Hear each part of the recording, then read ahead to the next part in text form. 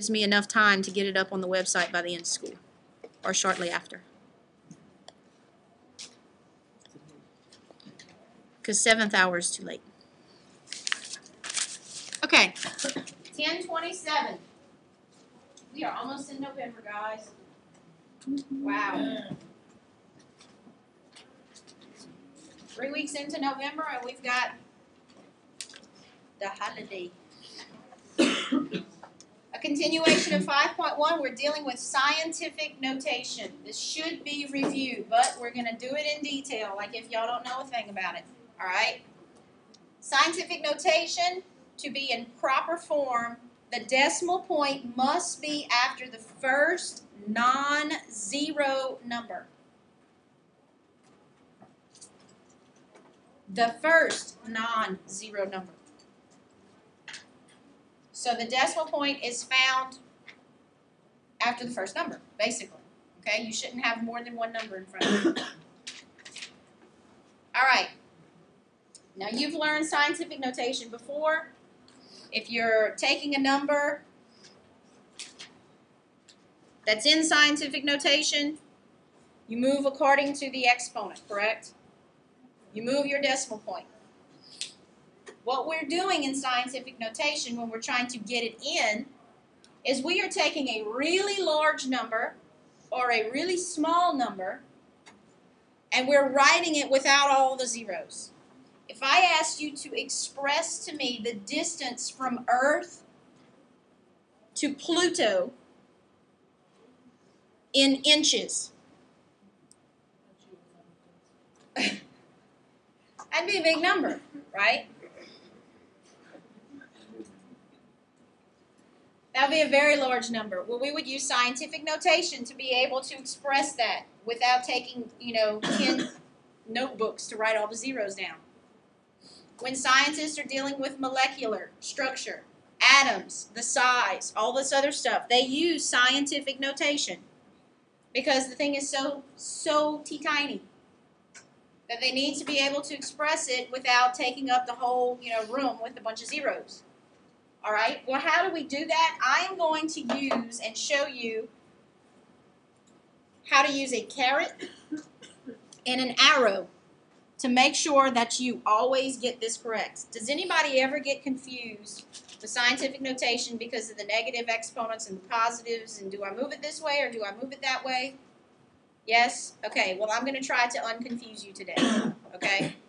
Now, in English class, when you're writing a paper and you're writing a sentence really fast and you skip a word, what do you do to insert that word in the sentence? You use a caret. Okay, so when I said I'm going to use a caret and some people's eyes did like this, I'm not talking about Bugs Bunny's food. All right? We are going to use a caret to show ourselves where the decimal point belongs in scientific notation. Well, we said it belongs after the first non-zero number. So I am using a little caret or an arrow, a caret, yeah, to show myself where I would put the decimal point. Then I'm going to draw an arrow back to where the decimal actually is. Well, where is the decimal? All right, now this is very important. Draw your arrow to the existing decimal, not the one you're creating. Because if you draw the arrow in the wrong direction, your sign's going to be wrong. And then we go back to simple number line, negative, positive. When we move to the right, what direction are we moving in? The positive direction. So the exponent of my 10, my power of 10 is going to be positive. All right? When I write this number in scientific notation, I do not have to put all the zeros at the back side. But I do need to include all numbers that are not zero. And I'm going to multiply by a power of 10. Why a power of 10?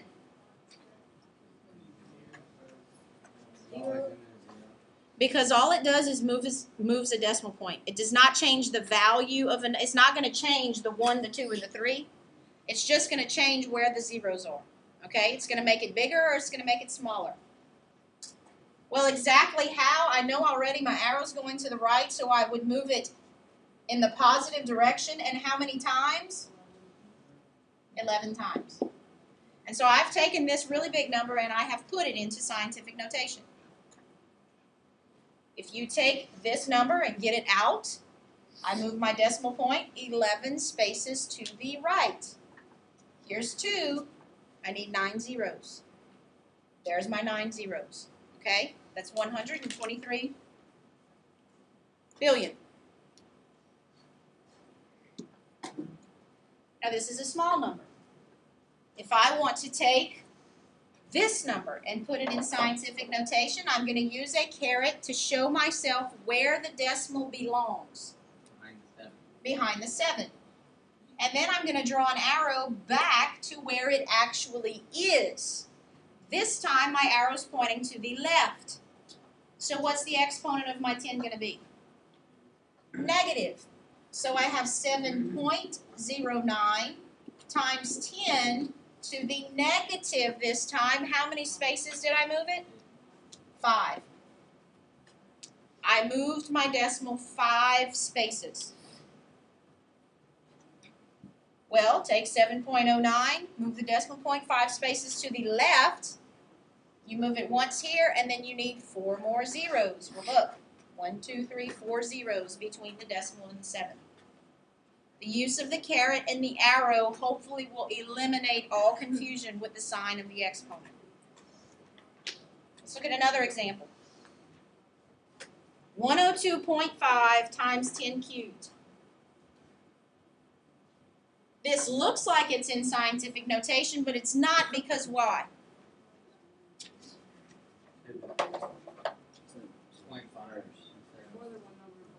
There's more than one number in front of the decimal point.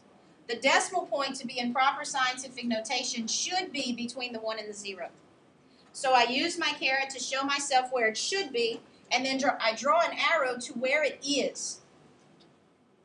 Now, I already have a power of 10, so that doesn't mean that it disappears. It means that I have to adjust it. And the adjustment I make is the direction my arrow is going in, which is positive, and how many spaces the arrow moves, which is 2. So I've taken a number and I've put it into proper scientific notation, which is 1.025 times 10 to the 5th power. Now let's check ourselves. Looking at what's only in black. If I were to forget about the caret and the arrow and everything in red, just look at what's in black. 102.5 times 10 cubed. Let's put it in normal number form. That means move the decimal point 3 spaces to the right, correct? So that means that I would have 102, and then I'd move it once, twice, 3 times. 102,500, correct? All right, now let's take this one and make it into a normal number, not in scientific notation. Well, I'm going to move this decimal point 5 spaces to the right. 1, 2, 3, and then what do I need? 2 more zeros to make 4 or 5. Look, same number, okay? It's the same number. I simply adjust the already existing exponent. Let's look at one more example. And we're going to multiply and divide. Take 0.026 times 10 to the negative 8 and fix it, because it's not in proper scientific notation. So what will we do? We'd indicate where the decimal should be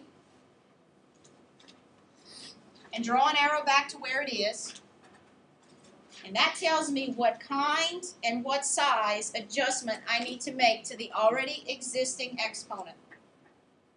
Am I going to subtract from it or add to it? Which direct? Well, subtract. Am I going to make a positive or a negative adjustment? A negative adjustment, because my arrow is pointing to the left. How many spaces does that arrow cover? 2. So this is actually 2.6